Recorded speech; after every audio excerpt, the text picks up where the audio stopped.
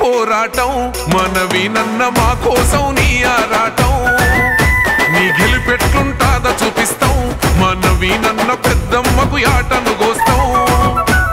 మూడు రంగుల జెండానే జూబ్లీహిల్స్‌లో రెపరెపలాడుతదంట రేవంతన్న హండాలో జూబ్లీహిల్స్ గడ్డ నిగనిగలాడుతదంట నీ పేరులోనే ఉన్నది విన్ను